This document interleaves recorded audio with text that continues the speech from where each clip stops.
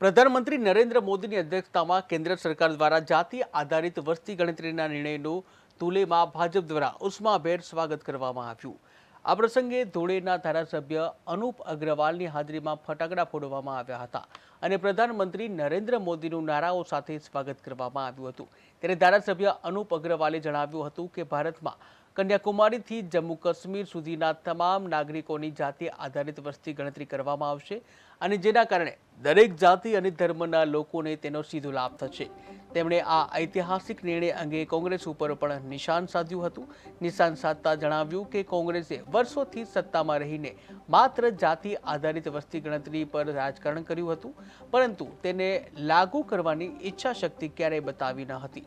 તે જ સમયે વડાપ્રધાન નરેન્દ્ર મોદીના નેતૃત્વ હેઠળ ભાજપ સરકાર ખરેખર સામાજિક ન્યાય લાગુ કરવા માટે જાતિ આધારિત વસ્તી ગણતરી કરી રહી છે અને જેથી સામાન્ય નાગરિકોને ન્યાય મળી શકે।